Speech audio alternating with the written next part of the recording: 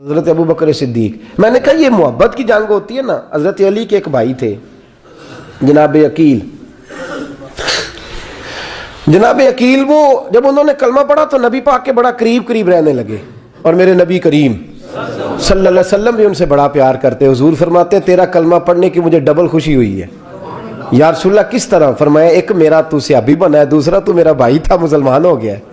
حضور بڑا پیار کرتے. اب یہ محبت جو ہوتی ہے نا, اس میں دوڑ بھی لگتی ہے اور یہ بری نہیں ہوتی, یہ دوڑ بڑی اچھی ہوتی ہے. حضرت عقیل اب قریب رہنے لگے.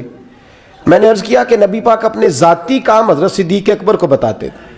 گھوڑے کی تیاری کر, فلاں کام کرنا ہے, سیدہ فاطمہ کی شادی کرنی, ہر معاملے میں سیدنا صدیق اکبر پیش تھے. اب جب عقیل بن نبی طالب آئے تو حضور کا پیار تھا ان سے بھی, اب محبت کی جنگ چھڑ گئی. اب جناب عقیل کہتے ہیں میں کہنے لگا یار یہ کہیں پیچھے ہوتا ہی نہیں, ہر معاملے میں اسے پیچھے بٹھاؤ بھی تو آگے آ جاتا ہے, اس نے کیا کمال کر دیا ہے. کہتے ہیں آہستہ آہستہ نا میں جوان تھا, ابھی نوجوانی کا عالم تھا, تو وہ خاص پہلو میں سمجھنے سے ابھی قاصر تھا. توجہ ہے آپ کی؟ کہتے ہیں ایک دن نا بڑی باتوں میں حضور فرماتے ابو بکر میرا گھوڑا تیار کرو, تو کہتے ہیں میں دوڑ, کہتا تو چھوڑ میں کرتا ہوں. کہتے ہیں وہ چپ کر جاتے. جتنی جگہ پہ مجھ سے بن سکا میں نے روکا. حضرت صدیق اکبر بولے, کہتے ہیں ایک دن نا مسجد کی پہلی صف میں بیٹھا تھا. میں نے پچھلے جمعے بھی کہا تھا اگے ہو بوے جڑا پہلوں آئے, یہ حکم ہے نا حدیث میں, پہلے آئے اور آگے بیٹھ جائے, گدنے پھلانگنے سے منع کیا. کہتے ہیں ابو بکر صدیق, توجہ ہے آپ کی, ان کی عادت تھی کہ جمعے والے دن مسجد کی صفائی کرتے اور صفائی کر کے سب سے آگے بیٹھ جاتے. بات ذرا میں نے قریب ہو کے سن لی, پاس بیٹھ جاتے. عقیل میں نبی طالب کہتے ہیں میں بھی آیا سیدنا صدیق اکبر, اور مجھے کئی دنوں سے جلال تھا کہ یہ پیچھے ہوتا ہی نہیں.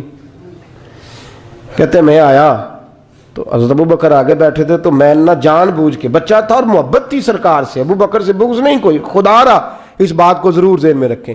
فرماتے میں نے کہا ابو بکر اٹھ. مزے کی بات یہ ہے کہ جس مسجد میں صدیق اکبر بیٹھے اس کی جگہ بھی انہوں نے خرید کے دی ہے. مسجد نبی کی زمین کی سب سے پہلی رقم حضرت ابو بکر صدیق نے ادا فرمائی. اٹھ. کہتے اٹھے, پیچھے چل. توجہ ہے آپ کی؟ آکھ کے ویکھے کو کسی نے, پاویں مہڑا ہوئے تو پاویں تو چھوٹا بندہ آکھے تو پھر تو وہ خیر ہی نہیں, عمر میں چھوٹا ہو یا مال میں. اٹھ چل پیچھے. اللہ اکبر. حضرت علی دیکھ رہے تھے.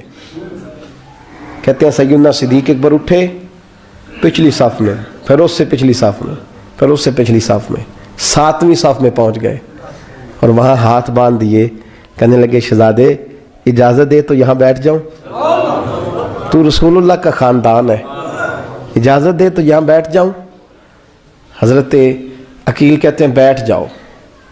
حضرت ابو بکر صدیق چپ کر کے پیچھے مل جائے وہی کافی ہے. 7ویں صف, شہزادے یہاں بیٹھ جاؤں. میں بیٹھ جا. وہاں بیٹھ گئے, نماز جمعہ پڑھا, سب چلے گئے. حضرت علی حضور کی بارگاہ, یا رسول اللہ عقیل کو تو کچھ سمجھائے. حضور نے فرمایا کیا ہوا؟ کہ حضور اکثر ابو بکر صدیق سے یار جاتا ہے, آج بھی پہلی صف سے اٹھا کے 7ویں صف میں. شکایت تو حضرت عقیل کی لگ رہی ہے نا, اور حضور فرماتے علی تو عقیل کی چھوڑ, بتا ابو بکر نے کیا جواب دیا ہے. تو ابو بکر کی بتا, تو اس کی چھوڑ, تو اس کی, تو میرے دوست کی, میرے یار کی, میرے خلیل کی بتا. تو حضرت علی رو پڑے, کہنے لگے محبوبہ ابو بکر جیسا درد کہاں سے ڈھونڈ کے لائے. تو چپ کر کے 7ویں صف میں گیا اور اس نے کہا تو خون رسول ہے, تیری نسل پاک میں ہے بچہ بچہ نور, تو ہے نے نور تیرا سب گھران. چپ کر کے بیٹھ گیا. حضور نے فرمایا بلاؤ ابو بکر کو, عقیل کو بھی بلاؤ. دونوں آ گئے. حضور نے فرمایا ابو بکر جمعے میں کیا ہوا ہے؟ عرض کی حضور کچھ بھی نہیں. حضور نے فرمایا تجھے کسی نے صف سے اٹھایا؟ کہا نہیں یا رسول اللہ نہیں. آپ کو کسی نے بتایا؟ حضور کیا؟ فرمایا نہیں میں نے سنا ہے کہ تجھے عقیل نے. کہا حضور وہ شہزادے آئے تھے, انہوں نے یار اتنا جذبہ دنیا کہاں سے ڈھونڈ کے لائے گی. بلے شاہ اوتھے ککھ نہیں بچدا جتھے عشق نے لایا ڈھیرا. کہا حضور یار یہ لفظ تاریخ میں ڈھونڈو گے تو نہیں ملے گے. میرے ابو بکر صدیق کیا فرماتے ہیں؟ کہا حضور وہ نسل رسول کا شہزادہ ہے نا, اس نے ابو بکر کو 7ویں صف میں ابو بکر کا بیٹھنا پسند کیا تو ابو بکر راضی ہے. حضور اس نے یہاں بیٹھنا پسند کیا, تیری نسل پاک میں بچہ بچہ نور, تو ہے نے نور تیرا. اور کہا حضور وہ خاندان ہے, میں خادم ہوں, فرق تو ہے نا. وہ خاندان ہے، میں خادم. میرے رسول کریم صلی اللہ علیہ وسلم نے بلایا جناب عقیل کو، ڈانٹا نہیں، محبت فرمائی. سرکار نے فرمایا عقیل بیٹے بیٹھ جا، میں تجھے سمجھاؤں. پھر حضور نے بات چھیڑی، فرمایا تجھے پتہ ہے میرا ابو بکر کون ہے؟ عرض کی حضور میں. فرمایا نہیں سن، مکے میں سارا مکہ میرا دشمن تھا، یہ میری تنہائیوں کا دوست تھا. فرمایا لوگ تلواریں لے کے آتے تھے مجھے مارنے، اور اس کی تلوار اٹھتی تھی، کہتا تھا پہلے میں مروں گا پھر کوئی مصطفیٰ تک جائے. تجھے پتہ ہے یہ کون ہے؟ حضرت ابو بکر صدیق ہاتھ باندھے، حضور میں نوکر ہوں یا رسول اللہ، میں نے کوئی شکایت ہی نہیں کی. فرمایا عقیل یار ادھر بیٹھ بیٹھے میں تجھے بتاؤں. کہا لوگ مجھے شیب ابی طالب میں قید کر آئے تھے، میری بیٹیاں پتے کھا کے گزارا کرتی تھی. یہ ابو بکر تھا پورے مکے میں جو ظلم سہ کے میرے تک غلہ اور اناج لے کے آتا تھا. فرمایا عقیل ادھر آ، میں تجھے بتاؤں تیرا خاندان تیرا قبیلہ سوائے مولا علی شیر خدا کے، فرمایا وہ سب لوگ میرے ساتھ پیار کرتے تھے، ہمارے اوپر انہوں نے مکے کی زمین تنگ کر دی. فرمایا میں مکے سے نکلا تھا، ابو بکر کی بیٹی غار ثور میں کھانا پکا کے لاتی تھی، اس کا بچہ بکریوں کا دودھ لے کے آتا تھا. فرمایا یہ جان پہ کھیل کے میری نگرانی کرتا تھا. فرمایا تجھے پتہ ہے جس جگہ تو بیٹھا ہوا ہے نا، یہ مسجد کی زمین بھی ابو بکر صدیق نے خرید کے دی. حضرت سیدنا عقیل یا رسول اللہ غلطی. حضرت ابو بکر کہتے ہیں حضور واللہ و رسول و منو، میرے اوپر اللہ رسول کے احسان ہے. آخری لفظ میرے حبیب نے کہے. حضور نے فرمایا عقیل میرے پاس جس کے بھی پیسے آتے ہیں میں بگانے سمجھ کے خرچ کرتا ہوں. میں کہتا ہوں فلانے کے ہیں، وہ پوچھے گا کہاں لگے، لیکن ابو بکر کے پیسے آتے ہیں تو میں اپنے سمجھ کے خرچ کرتا ہوں. اور میرے رسول کریم صلی اللہ علیہ وسلم نے فرمایا میرے ساتھ جس نے نیکی کی میں نے بدلہ چکا دیا ہے. ابو بکر کا میں نے بدلہ دیا ہی نہیں. قیامت کے دن جب سب جنت میں جانے لگیں گے تو میں اس کا بازو تھام کے اللہ کی بارگاہ میں لے جاؤں اور میں کہوں گا یا اللہ میرے مولا کلمہ پڑھنے سے لے کر غار تک، غار سے بدر تک، بدر سے احد، حنین، خندق، تبوک اور مزار تک، یا اللہ اس کی بڑی نیکیاں ہیں، اسے تو ہی بدلہ عطا فرما.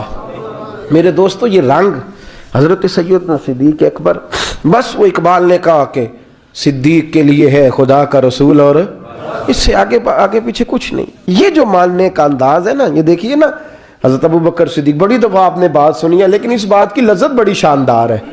حضرت عمر نے طبیب بلایا ہے ابو بکر کو دکھانے کے لیے ملک شام. پہلے مانتے نہیں تھے، مولا علی کی سفارش ڈالی، پھر دونوں لے کے آئے. سیدنا علی المرتضیٰ بیٹھے ہیں، حضرت عمر بیٹھے ہیں، کہتے ہیں طبیب کو چیک کرو، ملک شام کا بڑا ڈاکٹر ہے.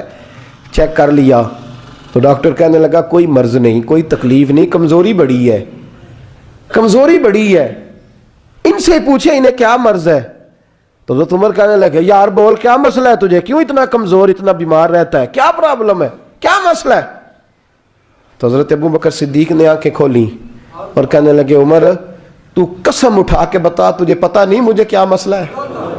تو اٹھا نا قسم، جنہ دے دل بر جانی بچھڑن کون روے پھر تھوڑا، سب روگاں دائی روگ محمد جس کا نام وچھوڑا. تجھے نہیں پتا تو بول، اگر خبر ہے تو پوچھتا کیوں ہے؟ میرے دوستو کمال دیکھو، مدینے میں آج بھی مصطفیٰ کو سلام کرو تو ساتھ ہی صدیق اکبر لیٹے ہوئے، ساتھ ہی لیٹے ہوئے. مدینے میں حضرت ابو بکر صدیق روز رات کو جا کے اس کے گھر کا کام کاج کر کے آتے.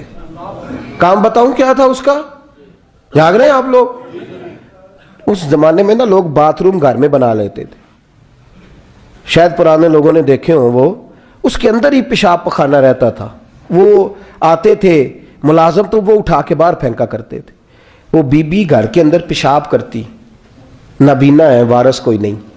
تب ابو بکر صدیق آتے، امیر آدمی اور اس کا وہ پخانہ پیشاب اٹھا کے باہر پھینک کے آتے، پھر اس کے گھڑے میں پانی بھر کے لاتے، پھر اس کے گھر میں جھاڑو دیتے، پھر اس بوڑھی عورت کو کھانا کھلاتے، پھر اس کو خرچہ دیتے، پھر اس کو کہتے کہ فلاں آدمی کی تیرے پڑوسی کی میں نے ڈیوٹی لگا دی ہے، ضرورت ہو تو اس کو کہہ دینا. بڑے زمانہ خدمت کی. ایک دن حضرت عمر فاروق اس بی بی کے دروازے پہ چلے گئے، دستک دی. اس نے کہا کون ہے دروازے کا؟ میں عمر فاروق ہوں، عمر بن خطاب ہوں. پتہ چلا ہے آپ لوارث ہیں، میرا دل کرتا ہے میں آپ کے گھر کا کام کاج کر دیا کروں. تو بی بی کہنے لگی نہیں، ایک بندہ آتا ہے کئی سالوں سے وہ کر رہا ہے مجھے وہی ٹھیک ہے، ایک آتا ہے بڑے سالوں سے کام کرتا ہے وہی ٹھیک ہے۔ تو حضرت عمر کہنے لگے میں نے بھی کام ہی کرنا ہے، کچھ اس سے کرا لے، کچھ مجھے موقع دے دے نیکی کا۔ کہنے لگی نہیں وہی ٹھیک ہے۔ تو فرمانے لگے میرے اندر کیا نقص نظر آیا ہے، اماں جی مجھے بھی ٹائم دیں۔ تو بی بی کہنے لگی نہیں وہی صحیح ہے۔ حضرت عمر جذباتی آدمی تھے، جلالی آدمی تھے، کہنے لگے میں نے کہا نہیں مجھے بتاؤ میں کیوں نہیں کر سکتا۔ تو بوڑھی اماں کہنے لگی تجھ میں اور اس میں فرق ہی بڑا ہے۔ کہا وہ کیوں؟ کہنے لگے اتنے سال ہو گئے اسے آتے ہوئے، اتنے سال، تو پہلے دن آیا ہے اور آتے کہہ رہا ہے میں عمر بن خطاب ہوں، اپنا نام بتا رہا ہے، سالوں ہو گئے میں روز پوچھتی ہوں تیرا نام کیا ہے، وہ بتاتا ہی نہیں۔ وہ کہتا ہے اماں میں کام صحیح کرتا ہوں تو نام کو چھوڑو، نام بتا کے کیا کرنا ہے۔ فرمایا یہ تھوڑا فرق ہے، اس نے اتنے سالوں میں نام نہیں بتایا اور تو پہلے دن ہی آگے کہہ رہا عمر بن خطاب ہوں، تو ابا جی کا بھی نام بتا رہا ہے، میں نے نہیں کام کرانا، مجھے وہی صحیح ہے۔ نام نہیں بتاتا، نوکری پوری کر جاتا ہے۔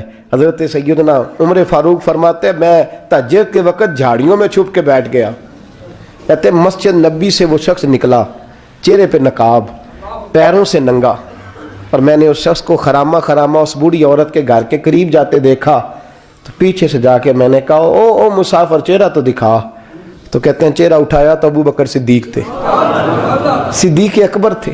حضرت عمر فاروق فرماتے ہیں میں نے کہا تو جوتی کو اتار کے آتا ہے؟ تو کہنے لگے جوتی سے جب چلتا ہوں تو پیروں میں آواز پیدا ہوتی ہے، جوتے کی وجہ سے، پڑوسیوں کو تکلیف دینے کا مقصد تو کوئی نہیں نا۔